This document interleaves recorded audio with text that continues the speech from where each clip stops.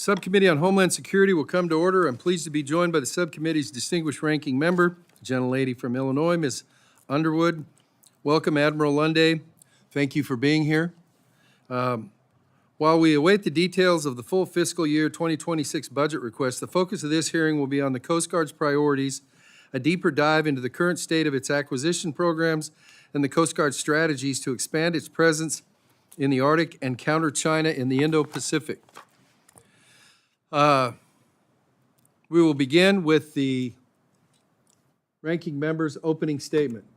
Thank you, Mr. Chairman, and welcome, Admiral Lunday. Thank you for joining us today. As I said repeatedly over the last 2 weeks, it's challenging to have budget hearings without a budget request from this administration. It puts us in a difficult position, and Admiral Lunday, it puts you in a difficult position as well. So let me start by saying that my frustration and the frustration from my side of the aisle is not with you, Admiral, nor is it with the brave men and women of the Coast Guard who serve every day as armed forces, first responders, law enforcement officers, healthcare providers, intelligence officers, environmental engineers, navigation equipment maintainers, cybersecurity specialists, and so much more. The Coast Guard does it all, and we are so thankful that they do. We see that every day in Illinois, where nearly 200 coasties promote trade and protect waterway safety in Lake Michigan and the Illinois River watershed. And we see it in your creative approach to problem solving, like the Coast Guard's groundbreaking 2022 decision to begin training medical providers, which as a nurse is something that I'm excited to continue to support and help expand. Congress and this subcommittee are here to be your partners in these efforts. Our job is to ensure that the Coast Guard has the resources it needs to do all 11 of its statutory missions, including saving lives, stopping drug flow, and keeping our waterways open to commerce. But we cannot be good partners without good information, and we are not getting good information from this administration's Department of Homeland Security. At a time when the Coast Guard is in the middle of a massive fleet recapitalization and you are staring down some very big acquisition decisions, that information flow is more important than ever. Unfortunately, there are several areas where the Coast Guard is falling short. The Coast Guard was the last of the DHS components to provide Congress with its legally required spending plan for fiscal year 25, missing the deadline by 9 days. When it showed up, it included plans for a new $50 million corporate jet for the department that had never been requested or even mentioned before. The administration has failed to send up a fiscal year 26 budget, and we are hearing rumors that it may not do so until next month. The Coast Guard's rumored Force Design 2028 plan has yet to see the light of day, and we did not receive your testimony until 8 p.m. last night. That's an information flow problem, and it's not sustainable. Consistent, detailed communication is critical to achieving our shared goals this Congress, and that's what we need from the Coast Guard moving forward. Lastly, while we discuss your work to combat external threats, we cannot overlook threats within the Coast Guard itself. Operation Fouled Anchor exposed serious failures in addressing misconduct, and we have a responsibility to ensure that survivors receive the support that they deserve. Perpetrators are held accountable, and the culture within the Coast Guard reflects the highest standards of integrity and professionalism. I very much appreciate your commitment in our meeting yesterday to providing a full briefing on the current status of this issue and the steps the Coast Guard has taken to improve its sexual assault prevention work and support survivors. Thank you again, Admiral, for your service, and I look forward to working closely with you and my colleagues to ensure the Coast Guard has the resources it needs to succeed. Mr. Chairman, I yield back. Thank you, Madam Ranking Member. As part of my respect for your time and the fact that I was late, and since I still haven't gotten a request for anybody on this committee for me to do an opening statement on anybody's budget, I am going to yield back my opening statement time. And I also want to thank you for our fellow on this committee who hooked me up with my phone cover, which, by the way, if there's anybody else on the committee that has one of these for their phone cover, please go on the record now. Okay, we'll move right along. Admiral, you're recognized for your opening statement. Good afternoon, Chairman Amodei, Ranking Member Underwood, distinguished members of the subcommittee. Thank you for the opportunity to testify here today. Chairman, I ask that my written testimony be entered into the record. Objection, so ordered. Thank you for your enduring support of the Coast Guard and of our servicemen and women and their families. Our people who volunteer to serve, who operate in a dangerous and unforgiving maritime environment to protect the American people, are extraordinary. They make the U.S. Coast Guard the best in the world. Today's a pivotal moment for our service, a time of both profound change and challenge and unprecedented opportunity. Our nation faces increasingly complex and dangerous threats to the security and prosperity of Americans, and the American people need a strong and capable Coast Guard now more than ever. Under the leadership of President Trump and Secretary Noem, the Coast Guard is making America more secure. On January 21st, I directed our operational commanders to immediately increase Coast Guard presence and operations along the U.S. border and maritime approaches, starting with the southern border, where the President had declared a national emergency just the day before. We surged forces, tripling the number of forward-deployed aircraft, ships, boats, and teams to control, secure, and defend the southern border. The Coast Guard also increased efforts to secure and defend our ports and waterways, which are vital to U.S. economic prosperity and strategic mobility. And we did that both in the physical domain and in cyberspace. And the Coast Guard continues other operations to secure our northern border and the border and approaches around Alaska, Hawaii, our 3 U.S. territories in the Pacific, and our 2 U.S. territories in the Caribbean. Our highest priority is achieving full operational control of the border, and that includes our ports and waterways. As the Coast Guard has done throughout our history, we adjusted our operational posture to focus on the top needs and priorities while continuing to conduct our other missions with excellence. Every day, our Coast Guard men and women, with our ships, aircraft, boats, and technology, are delivering results for the American people. We are deterring and interdicting illegal migration by sea. In the last 4 months alone, we've prevented over 860 aliens from illegally reaching the U.S. by sea and deterred thousands more. We continue to combat foreign terrorist organizations, including cartels and transnational criminal organizations, by interdicting smugglers and seizing bulk cocaine and other drugs at sea. We've already surpassed our entire fiscal year 2024 cocaine interdiction numbers, and we've seized so far this year 133 metric tons of cocaine and marijuana, principally cocaine. And I have set as a top operational priority combating illicit fentanyl shipments in commercial maritime shipping. However, despite the mission's success and great work of our people, the Coast Guard is in a severe readiness crisis that has been decades in the making. Today, our Coast Guard is less ready than at any other time since the end of World War II 80 years ago. This is not sustainable, and now is the time for fundamental change.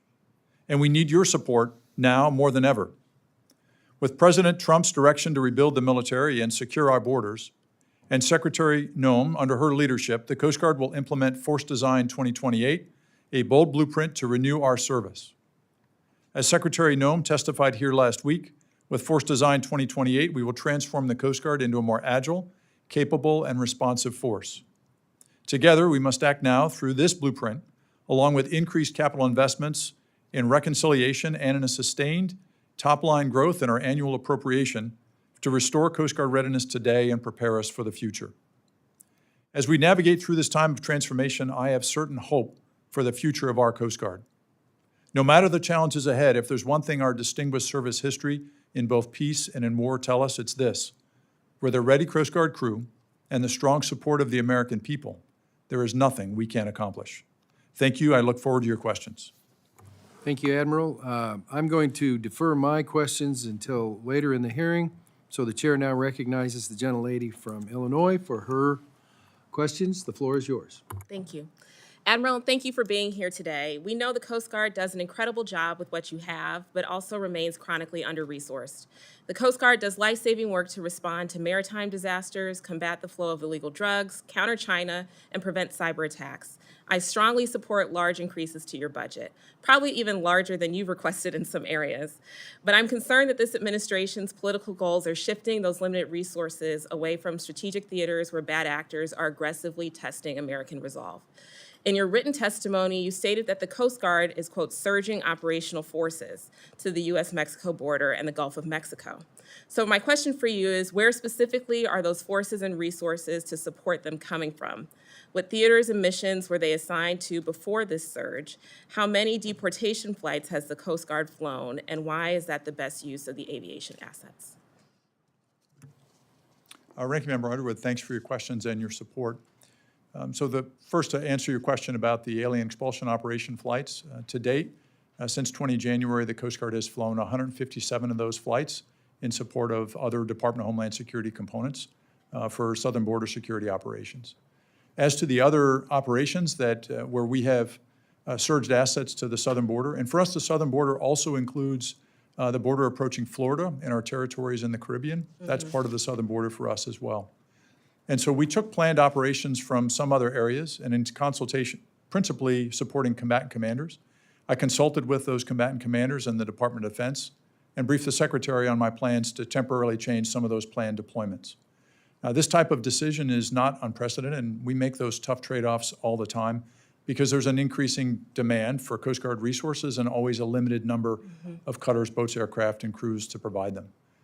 And so that's part of the risk decision that I make in consultation with our area commanders. Have any personnel, vessels, air assets, or other resources been pulled from the Coast Guard's Arctic strategy to accommodate the southern border surge?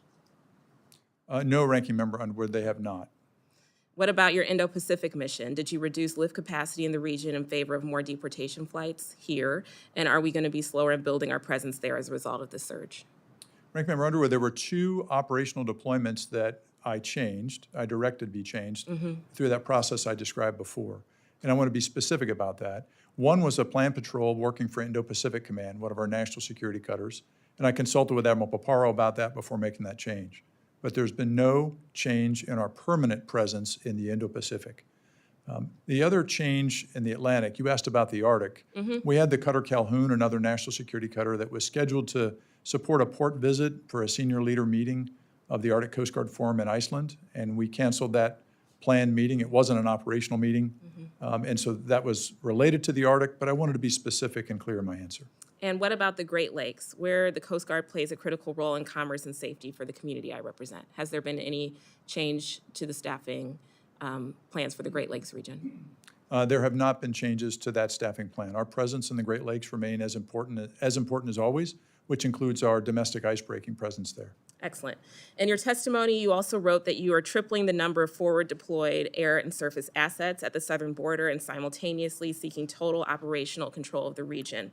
It's clear strategic trade-offs are being made, and I'm concerned about the impact on your other missions. The Coast Guard desperately needs more funding to meet its mission, and the passage of a reconciliation bill is far from guaranteed at this time. And Coasties, like most Americans, are struggling with the rising cost of living. I speak frequently with young guardsmen and women who struggle to afford housing and access medical care, which is why I was horrified last Friday when we received a last-minute addition to your spend plan for fiscal 25, a new $50 million Gulfstream 5 for Secretary Noem's personal travel coming from the Coast Guard budget. She already has a Gulfstream 5, by the way. This is a new one. And so, Admiral, I have just one question for you here. Have you received any outreach, requests, or any other communication from anyone above you at DHS or any political appointee in the Trump administration regarding a new plane for the Secretary? Ranking Member Underwood, so first of all, thank you for the support of the committee and the continuing resolution for 25. And as part of that spend plan, to address the needs of our service members and their families, we're able to provide that cover the pay raise for military and civilian personnel, including a targeted pay raise for our junior enlisted personnel, which was essential. You had asked about the military command and control aircraft. So first of all, meeting the needs of our Coast Guard men and women that are doing frontline operations is my top operational priority, and it's a top operational priority of the Secretary. She's been clear with that to me, and I know she testified to that effect before the subcommittee last week. The Coast Guard, like the other military services, operates 2 military long-range command and control aircraft. This is part of our military operational fleet of aircraft. These are C-37 variants. The older one is a C-37 Alpha variant. And like a lot of the rest of our operational aviation fleet and our cutters and our boats and our shore facilities, it's old and it's approaching obsolescence and the end of its service life. The avionics are increasingly obsolete. The communications are increasingly unreliable, and it's in need of recapitalization like much of the rest of the fleet. But this aircraft is necessary to provide the Secretary, the Deputy Secretary, me as the Acting Commandant, the Acting Vice, and our 2 area commanders with secure, reliable, on-demand communications and movement to go forward, visit our operating forces conducting the missions, and then come back here to Washington to make sure we can work together to get them what they need. Mr. Chairman, my time's expired. I just want to note that I didn't hear the Admiral answer the question about whether he was directed to purchase this new Gulfstream 5, and I just want to note that as I conclude my time. Thank you. I yield back. The chair recognizes Mr. Rutherford for 5 minutes for his questions. Thank you, Mr. Chairman, Ranking Member. And Admiral, thank you for being here today. I want to talk about a little bit about the future of the Coast Guard's aviation. Because as your responsibility grows to support not only maritime security, but defense missions continue to increase and become ever more critical to our national security. I'm concerned about the mission readiness of our fixed wing and rotary wing aviation fleets. It seems like there's been, prior to you, somewhat of a disjointed response to the aviation planning, and that a comprehensive strategy would help ensure that there are no gaps in readiness. And one of the things that we actually included in the FY23 Coast Guard reauthorization bill was a request for a study like that. So three quick questions on the aviation issue, Admiral. Does the Coast Guard have the aviation assets required to fill its operational missions today? Number two, when should we or can we expect the aviation strategy called for in the 23 Coast Guard reauthorization?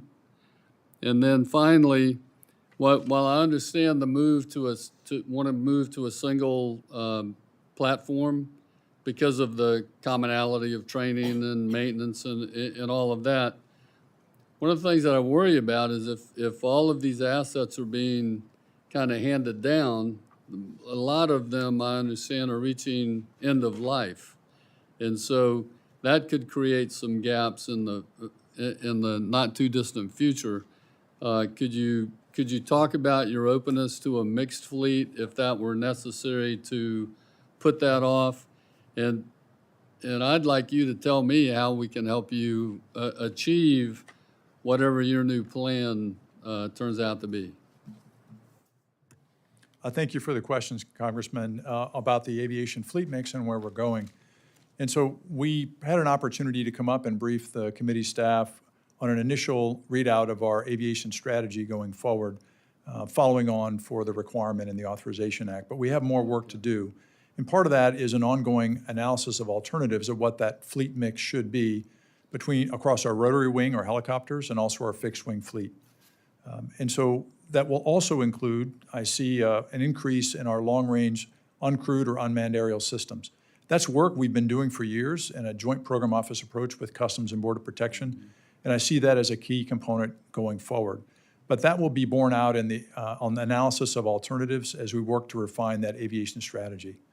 So part of our challenge is that we have been operating airframes, particularly the helicopters, to the end of their service life. In some cases, like for our 860 that's built by Sikorsky, well beyond what anyone else in the world operates, which is why we found ourselves in a difficult position late last year, where for those hulls that we had operated beyond 19,000 hours, Sikorsky communicated concerns that they did not have data to support that operation beyond that point.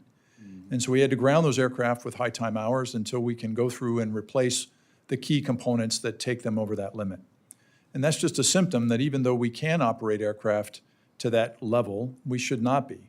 We should be investing in new aircraft and recapitalizing those, and then have an appropriate mix to meet not only the demands of today, but the demands of the future.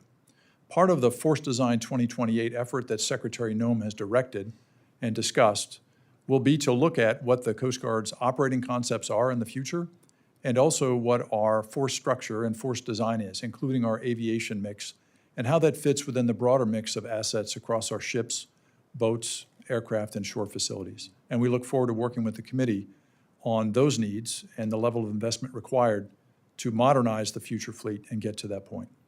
Thank you, Admiral. And I've got just 30 seconds left. But you kind of segued into my next question, which deals with the unmanned systems. And one of the things that I'd like is can you talk about the resources you need to get that long endurance aerial unmanned program off the ground for something like an MQ-9 or some other system, and the importance that plays in offsetting your needs in the current aviation fleet? Congressman, I look forward to working with you and the members of the subcommittee to provide greater detail on that information as we move forward on budget reconciliation, and we look forward to the release of the President's budget request for FY26. But we've already done very strong work with CBP on the importance and the value of the long-range UAS. The MQ-9 is what we operate with CBP. Thank you. I see my time's expired. I yield back. Thank you. Ms. Henson, the floor is yours for 5 minutes for questions. All right, thank you, Mr. Chairman. Good afternoon, Admiral. Again, thank you for coming to testify before our subcommittee. The Coast Guard plays such an important role, as you've already touched on a number of topics, from interdiction and defense, just such a necessary line of helping to keep our country safe. And under President Trump's leadership, obviously, we are seeing a renewed investment and renewed commitment to that promise to keep America safe. I hear you talk about investment in a modernized fleet, expanded maritime enforcement capabilities. All those things, I think, make Iowans feel good. Even though we're between two rivers, we like to know that our coasts are safe, but also, obviously, Iowa has a very significant Coast Guard presence with a fleet that needs upgrading. So that's going to be my line of questioning today, because we are, Iowa in Dubuque is home to the home port for the cutter Wyaconda, which is 60 years old. So a nice old ship celebrating its 60th anniversary at the end of this month. Absolutely vital in keeping the upper Mississippi navigable for us, but it comes down to supporting our farmers, our producers, being able to get things to market up and down the Mississippi River safely and efficiently. So these legacy cutters have served our country well, but they're showing their age, and so we must, I believe, move quickly to replace them with more modern vessels that can keep up with today's demands. So we know that Coast Guard has initial approval for this program, so do you agree that it is time to prioritize building these new cutters to make sure we can deploy them and get them into service without delay? Representative Hinson, it certainly is important. Most people think of the Coast Guard certainly along the coast or at sea, but we're just as present in America's heartland, in our Great Lakes and in the inland rivers and waterways, including in your district. So we have a recapitalization program for those construction tenders and those river tenders that are so vital to keeping life-saving commerce going throughout the United States and to markets overseas. So the Waterways Commerce Cutter was just approved by the Department of Homeland Security to enter initial production for the first 8. That's being built by Birdon, is the shipbuilder down in Bayou La Batterie, Alabama.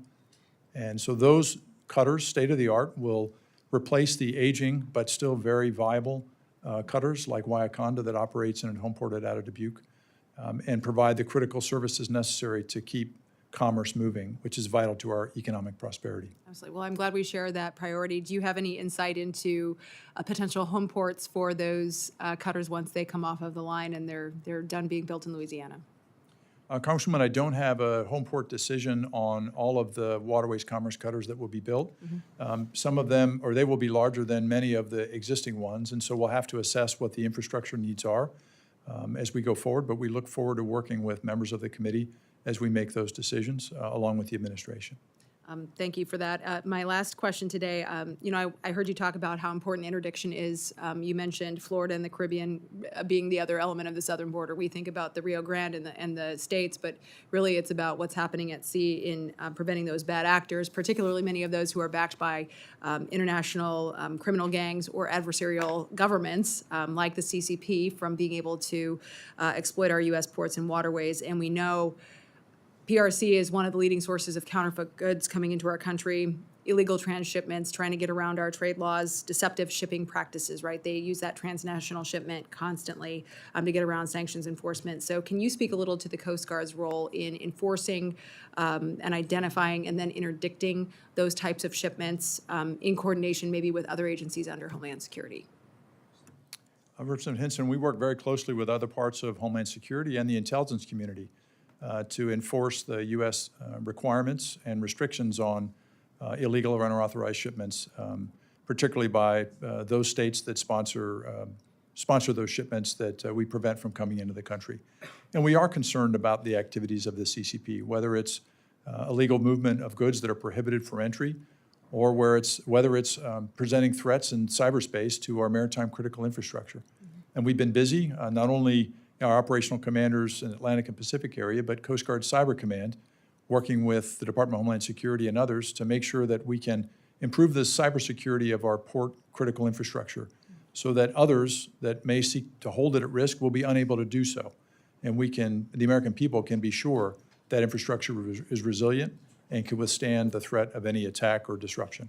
Are you utilizing AI at all in that technology? You mentioned the cyberspace specifically, but are you using any of those technologies to help track or even anticipate potential attacks or need for interdiction? We are using AI technology with others in the cyber operations space, with U.S. Cyber Command and CISA within the Department of Homeland Security. And I can follow up with more specifics about how we use that. That'd be great. And if we need to go into SCIF to talk about that, happy to do that. Thank you very much, sir. I yield back. Thank you. The ranking member of the full committee, Ms. DeLauro, you are recognized for 5 minutes for your questions. Pleased to you, Mr. Chairman and ranking member, and to Admiral Lundy. Between today and tomorrow, there are 11 hearings. So just trying to do what I'm supposed to do as ranking member of the committee. So I want to thank Chairman Amodei and also the ranking member Underwood. And let me just say a thank you to you for your service. I look forward to getting your insights into several pressing issues. First, it will come as no surprise to you that I am a strong proponent of the MH-60 program. And the Coast Guard has utilized the MH-60 aircraft since the first one came into service in 1990. Throughout its over 30 years of service in the Coast Guard, it has undergone upgrades to components, engines, life support equipment, and most of all, avionics. The latest acquisition directorates have plans for the Coast Guard to use MH-60 aircraft well into the 2030s. Currently, no alternative helicopter or aircraft platform with the necessary capabilities to meet your mission objectives: search and rescue, routine patrol, and homeland security. First, let me ask you if you agree that the MH-60T, given its utility tactical transport, will be essential to the Coast Guard operations well into the future. Ranking Member DeLauro, the H-60 will be essential. Regardless of the mix, it's the key component in our rotary wing fleet and the backbone of our aviation fleet. So whatever that mix ends up being, the 60 will be a mainstay, as it has been. Mm-hmm. Well, I'm glad to hear you say that. And as you continue to retire the MH-65, plans for procurement, and will it include the new hulls as well as the current recapitalization strategy? Ranking Member DeLauro, I'm not able to discuss the specifics within the reconciliation or the President's budget request yet. But one of the things we've learned out of the challenge we had with the 19,000-hour limitation on our operation of the 60s is we need to be moving to purchase new hulls rather than beginning with hulls that have high time on them when we acquire them. That's the direction we need to be moving. So we need to be watching what comes out in the budget. Yes, Ranking Member DeLauro. Okay, right, and we'll certainly then be back to you about that. Okay. Thank you. Let me follow up on an issue that I raised with the Commandant last year, the issue of sexual assault in the Coast Guard. I'm not going to recap the troubling history that predates this hearing, including years of unreported allegations of sexual assault at the Academy. Following the Accountability and Transportation Review in November of '23, the Commandant directed 33 initial actions to strengthen the climate and practices. On August 9, 2024, update noted that at the time, 18 of those directed actions had been completed. My questions are, as of today, how many of the directed actions have been completed? Ranking Member DeLauro, as of today, 21 of those 33 directed actions have been completed. We're hard at work to complete the remaining ones and What's identify. your timeline on the remaining? Ranking Member DeLauro, I can get back to you with a specific timeline on those remaining actions. The three that were most recently completed since that August letter that you described were improvements to security in the Chase Hall Cadet Barracks at the Academy, the start of our Sentinel resiliency training that includes bystander intervention training and additional sexual assault prevention and response training for those coming out of boot camp. And then I'll provide additional information for the record. I would appreciate that. And I think maybe you can just assert, but we have your commitment to provide this committee with the regular updates as additional actions are completed. I think that would be helpful to us to know what's going on and how we are trying to meet the needs of the Coast Guard, of the Coasties who are there. So I will, Ranking Member DeLauro, because combating and eliminating sexual assault and sexual harassment in the Coast Guard is a top priority. These are not only serious crimes, but they're a cancer at readiness, and they cause grievous harm to people. And so it's important that we continue this as a top priority to eliminate sexual great. assault and sexual harassment. I'm pleased to hear that. It's been, I've been around here long enough to be at these hearings to know that this has been a consistent problem. I do want to say that I thought the Commandant was working diligently at doing that, but now asking you if you will continue to follow that up. It's also my understanding that the Department of Homeland Security of the Inspector General may be conducting additional oversight on this matter. Ranking Member Is that DeLauro, accurate? the Coast Guard continues to fully cooperate Great. with the investigation by the DHS Inspector General. Okay, that's what, I'm, again, making that assumption in your commitment to cooperating in that effort. And what my hope is that this can be a start of a dialogue between you and I. I very much, as I said, respected and appreciated the Commandant's response, and we had an ongoing conversation about this effort, and I know of her commitment to wanting to address this issue and to do something about it because of the critical role that the Coast Guard plays and the critical role that women play in this effort, and want to realize their dreams or aspirations through the Coast Guard, and they ought to feel that they are safe at that issue. So I look forward to having that same kind of a dialogue on a regular basis with you as well. Let me deal with what I call quality of life issues. And I believe just as the service never wavers, our support of the U.S. Coast Guard and our armed forces must be resolute and unwavering, as all of you are. And that includes ensuring that we continue to focus on the quality of life issues for service members. Cost of living. The cost of living crisis in this country is crushing families, and the members of the Coast Guard, unfortunately, are not exempt from the soaring costs of groceries, childcare, housing, the list goes on. Those who have already made great sacrifices, we should be doing everything that we can to ensure that they can raise a family and to make ends meet. I have been encouraged to see that the Coast Guard senior leadership embraced the notion in the past several years. I am told that these efforts have been really helpful in recruitment and retention efforts. But more needs to get done, and Congress must make sure that you have the investments to follow through. What, in your view, remain some of the biggest quality of life concerns for members of the Coast Guard? And do I have your commitment to continue to prioritize quality of life concerns, especially those associated with the rising cost of living?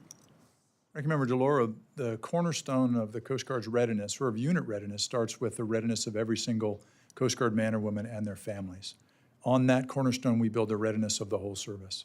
And so issues that impact that readiness, the most pressing are access to available housing, access to child care or child development services, access to the basic pay that they need to be successful. And that's why the support from the committee and Congress to address the targeted pay increase for junior enlisted personnel was so important for the Coast Guard and the other armed services as well.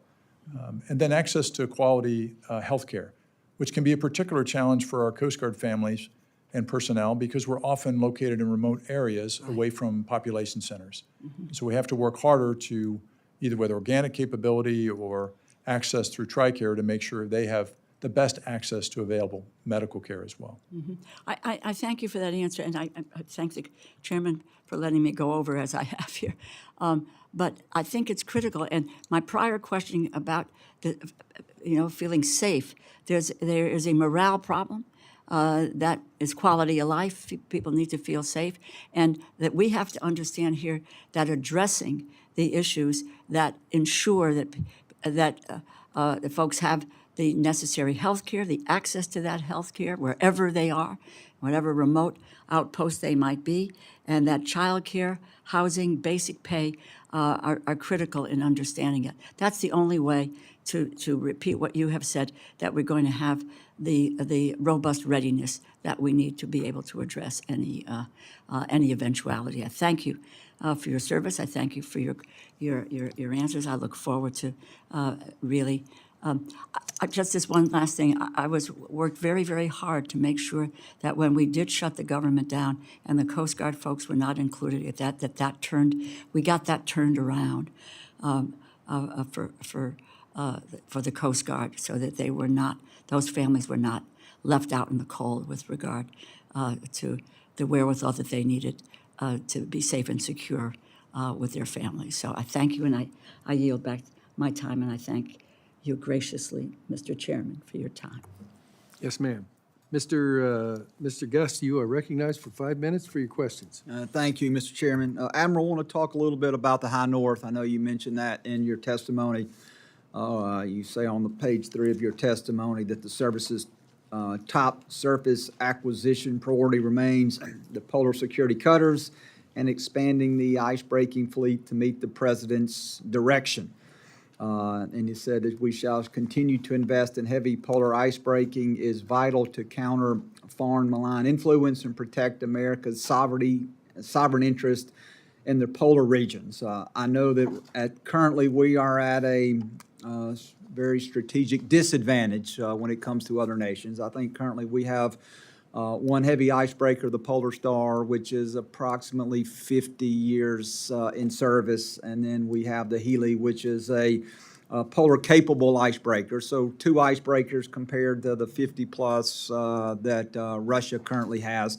We know that the High North has become very strategic and will continue to be so.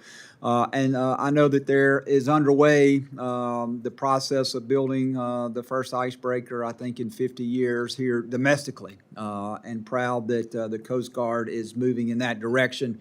But want to just see if you can talk a little bit about the importance of sustained funding for the Polar Security Cutter program. Congressman, the Polar Security Cutter program is our top acquisition priority. We're excited about fulfilling the President's intent about building a fleet of icebreakers for the nation because of the Coast Guard operates those icebreakers. They operate it to assure access to our polar regions, both the Arctic and Antarctica, and then also our domestic icebreaking fleet for the Great Lakes and inland waterways.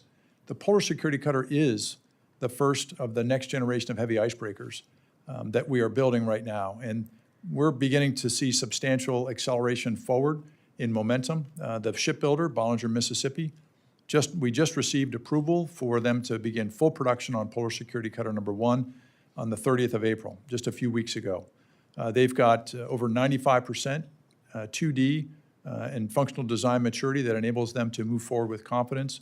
And they've already are constructing 10 of the prefabrication assembly units, which are the bottom center sections of that new icebreaker. These are complex vessels. They will provide the U.S. with the capability we need to assure and protect U.S. sovereignty in the polar regions. And then want to shift gears a little bit and talk about the interdiction mission of the Coast Guard, particularly as it relates to the mission in the Gulf and the Pacific. As you referenced in your testimony, the President, when he was sworn in, immediately declared a state of emergency along the southwest border. He surged resources. We have seen the number of immigrants encountered drop dramatically along the southwest border, and we are seeing more and more individuals being pushed out from the land routes into sea routes, and we're also seeing more and more narcotics which are no longer being able to be brought into the country across what was an unsecured border. We're seeing more and more maritime operations. You mentioned your testimony in the first 4 months of FY25. We've seized more cocaine than we did in all of FY24. You talk about the 860 illegal aliens that have been interdicted trying to enter the country along our sea route. So talk a little bit about the importance of that mission as I believe we're going to see particularly drug cartels become more and more desperate to get their product into the United States. They're going to see more and more individuals that they're going to try to use the sea routes as a way to bring those narcotics in. And so talk a little bit about the importance of that mission, and then also if you have the resources that you need to maintain this heightened operational tempo that we've seen over the last 3 to 4 months. Congressman, the operations we're doing across the southern border, we view the southern border along with the rest of DHS as a system. And so much like when you squeeze or tighten down on one part, the land border, for example, and the Coast Guard is operating on the Rio Grande River as part of that effort, we see elements of that flow or that vector try to make their way across other areas of the border. And so we're seeing an increase in activity off Southern California as we see increased smuggling attempts, moving illegal migration, and also drugs, trying to get those into not only San Diego, but further up the coast, up toward Los Angeles as well. And so the Coast Guard has increased our presence and operations, and along with the Customs and Border Protection, to make sure we can interdict and then deter those attempts. And so that requires not only an increased presence, but sustaining that presence over time and improving our capabilities, increased surveillance and sensors, so that we can cue our forces to be able to better interdict those smuggling attempts. You know, these attempts are dangerous, and we had one of these smuggling vessels flip over in the surf off of San Diego last week that resulted in the deaths of 3 people, including a minor. And so these efforts are critical to stop, not only protect our border, but save lives as well. And so we do need increased and sustained top-line funding to be able to generate and sustain the assets, ships, cutters, boats, and aircraft and sensors necessary to enable us to protect that maritime approach to the U.S. border off of California, off of Texas and the Gulf of America, and then off of Florida and the U.S. Virgin Islands and Puerto Rico. Admiral, thank you for being here today, and thank you for your service. With that, Mr. Chairman, I yield back. Gentleman from Arizona, Mr. Siscomani, you're recognized for 5 minutes for your questions. Thank you, Mr. Chairman. Thank you, Admiral, for being here. Thank you for answering our questions and helping shine a light on all the good work that men and women in the Coast Guard do, and thank you for your service. I represent a district in Arizona, 6th Congressional District. It's a border district. It includes portions of the southwest border. So while Coast Guard it doesn't come up every day in my desert district. It is something that I know that it's very linked to the issues that we deal with. And I'll just piggyback off what Congressman Guest was talking about regarding the border. So if you can build a little more on the both on the migrant apprehension side, and we know that the numbers have dipped at the land areas of the border.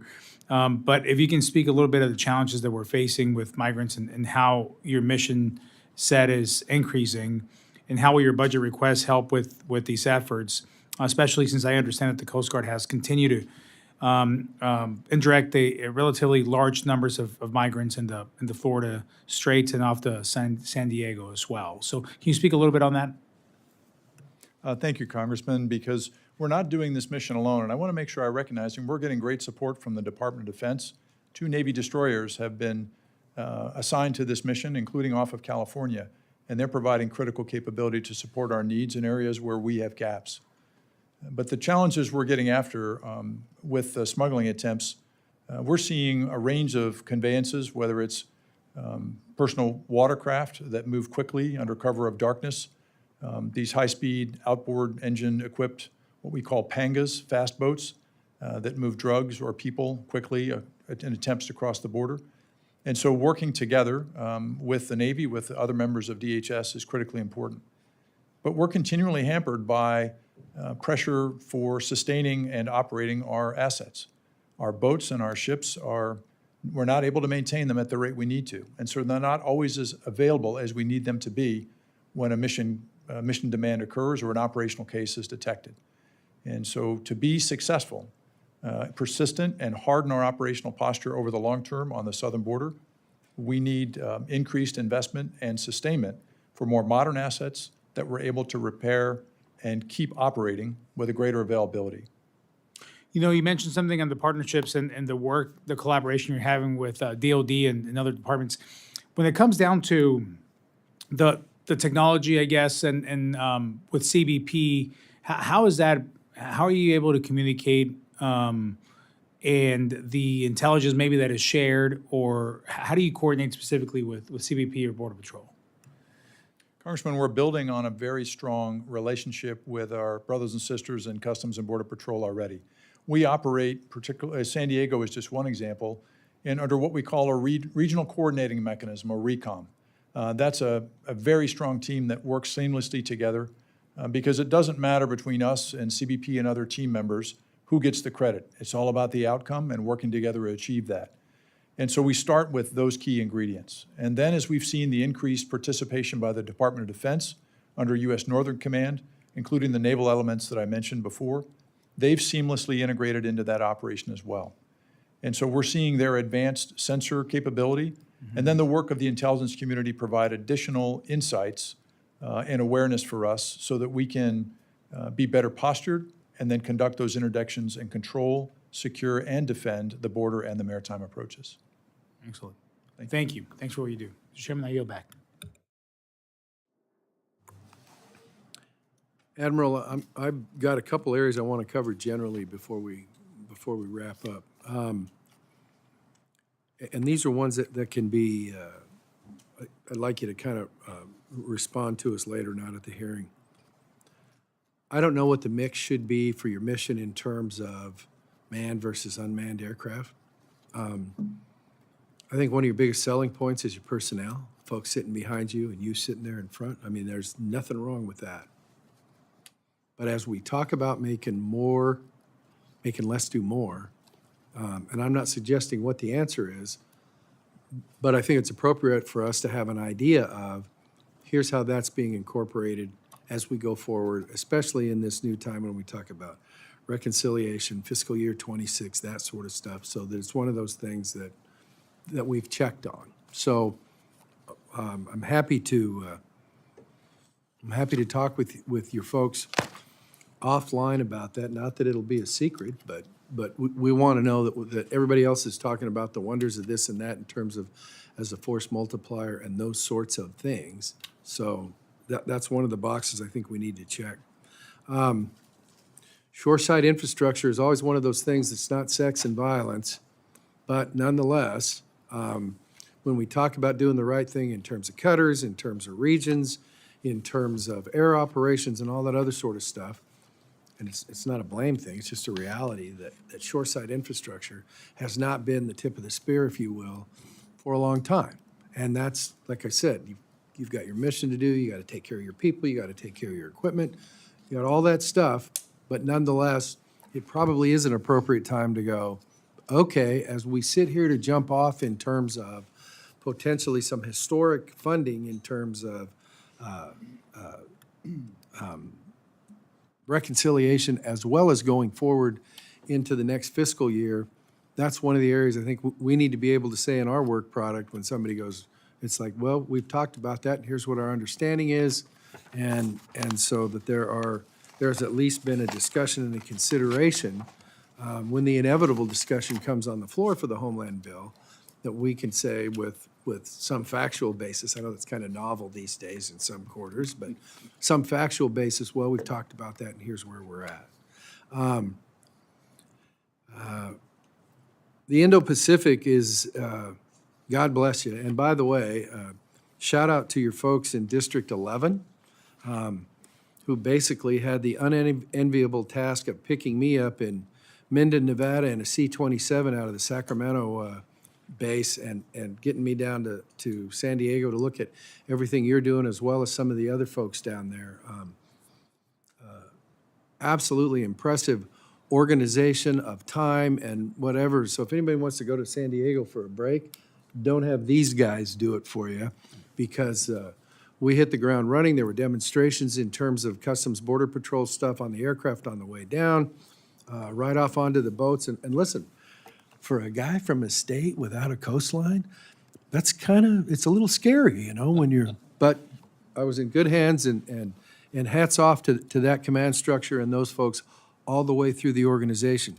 But as we look at that Indo-Pacific region, and you're talking about people swimming around the fence, boats turning over in surf, people, you know, rolling them up on the beach and running, and even some folks running through the yard of your commander down there. It's not a last post for retirement. I understand that. But as we talk about things a little farther offshore, obviously everybody focuses on the Customs Border Patrol mission, but we want to make sure that we've spent some time on, so what's going on the mundane stuff like fishing, stuff like that, which is also part of the mission. Lucky you folks. So we need to make sure that we've kind of hit that. And then I think the questions regarding regarding migrant interdiction have been pretty good. The one thing I want to put on your folks' radar screen, though, is one of our sayings here is we won't surprise you, and we don't want you to surprise us. So if you have an idea right now, I'd appreciate it. And maybe I shouldn't be nervous about it, but I'm nervous about, that's great that all these assets are integrated with DOD and all these other agencies and blah, blah, blah. And when you talk about naval vessels, in the Gulf or off the coast of San Diego, and I'm sure there's drone technology being whatever and all that, do you expect to get billed by DOD or the individual services, Navy, Marines, when you see vehicles running around, air assets, rotary wing, drone, whatever it is, do you expect to have any bills back to you from the Navy or whatever saying, hey, love supporting you, here's the bill? Thank you, Chairman. With the respect to the 2 Navy ships that have been supporting us, we do not expect any request for reimbursement for the Navy for those operations. That's never been part of our discussion specific to those assets that are supporting us. So my ongoing request of you during this hearing is, as soon as the canary starts to cough in that mine, and somebody goes, hey, by the way, I hope you folks are saving up because we're getting ready to send you a bill, we need to know about it soonest. Because based on the information we've got so far, we're not planning for any of that. And so, the old saying, it works in your mission as well as anybody's, forewarned is forearmed. So we're thinking there's no warning due at the moment. So if any of that starts to change, comms needs to kick into active gear. I understand, Mr. Chairman. I'll work with the Department of Homeland Security and Department of Defense to make sure we tell you if that's changed. Okay. Last thing is, and every federal organization that I'm aware of struggles with this, and I like what I've heard so far, but obviously you've got the right concern regarding, hey, we got to take care of our folks with all this stuff. So the challenge will be, and as the ranking member of the full committee indicated and the ranking member of this committee indicated, it's like we got to keep that balance in terms of how we taking care of our peeps with obviously with equipment and facilities, but also with what's going on with recruiting, which I understand has ticked up a lot, and that's good. But obviously, along with all the other multitasking, I'm glad to hear that that's part of the deal. We're trying to keep an eye on that, and we'll continue to. With that, I think I have missed Mr. Gonzalez. The floor is yours for 5 minutes for questions. Thank you, Chairman, for holding this hearing, and thank you, Admiral, for being here. I mean, just to piggyback off the Chairman, this is the committee that wants to make sure you have all the tools to be successful. My team knows that, they put the binder together, and oftentimes I don't even use any of the notes, right? I create my own questions. Not today, right? Today, for all the staffers out there, I'm gonna read word for word what I've been given. And the reason being is I just got back from a trip from Japan where I met with the Prime Minister, and he brought up Alaska, which I thought was interesting. So my question to you, Admiral, is this. As we work to ensure Coast Guard is on track to meet the President's objectives to expand our fleet and strengthen our maritime presence, we have a need to make sure that we have the infrastructure necessary to meet these goals, especially as we work to enhance our presence in the Arctic. It is my understanding that plans to develop United States' first deep water Arctic port in Nome, Alaska was further delayed last year due to the Army Corps' cancellation of solicitation due to cost overruns. In my view, it is critical that we stay diligent in ensuring we move to build the infrastructure we need to be able to dock our military assets and catch up with the increasing presence of Russia and Chinese in Arctic waters. Admiral, can you speak to how the Coast Guard would utilize a fully developed deep water port in Alaska for operations in the Arctic? Congressman, we are the principal surface operational fleet for the United States in the Arctic region, and we're permanently based in Alaska. As to a permanent deep water port in Nome or on the north coast, we've been looking at that issue and working with the Corps of Engineers. I want to make sure I get you the most coordinated answer back along with the Corps of Engineers, including that latest information, which I did not have. So I'd like to follow up with a briefing or with that for the record, sir. Okay, that'd be great. And here's a little softer of a question. Can you further expand on the strategic importance of having the Arctic port in Alaska as it relates to the Arctic security?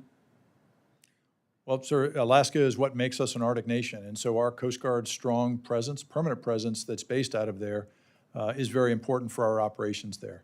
And ensuring the control, secure, and defense of our border in and around Alaska as well.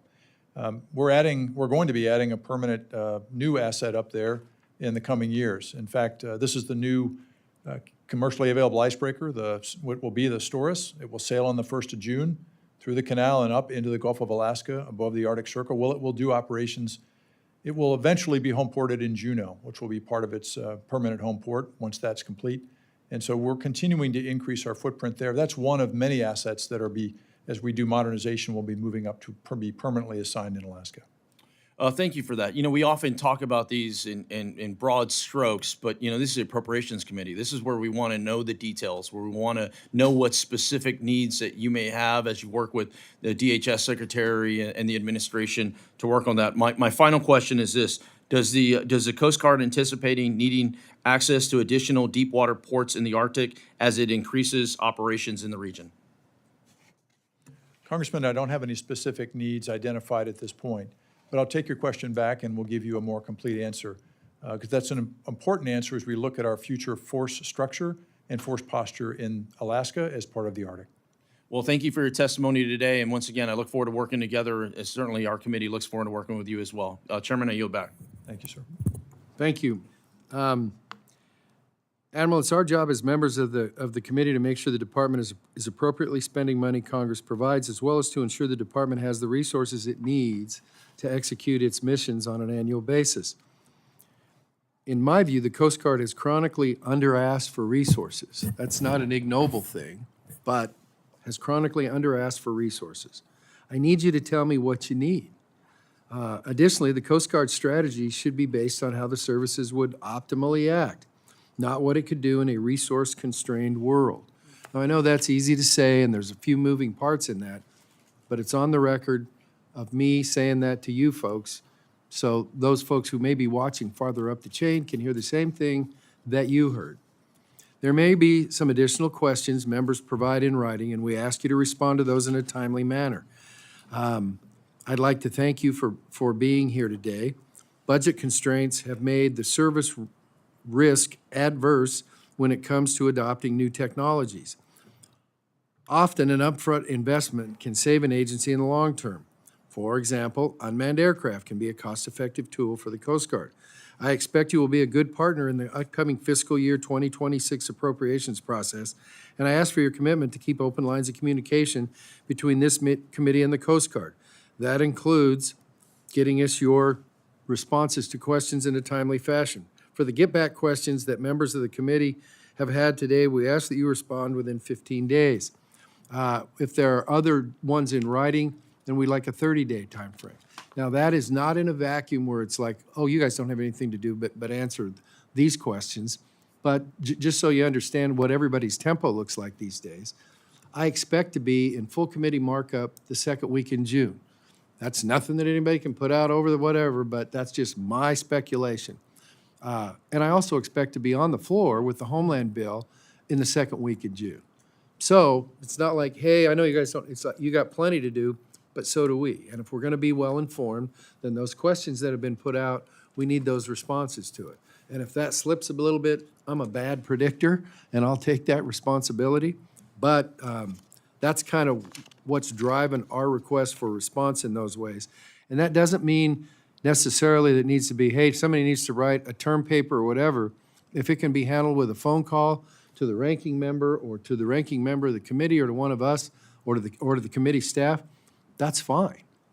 If it turns out we need something more, then we'll get back to you.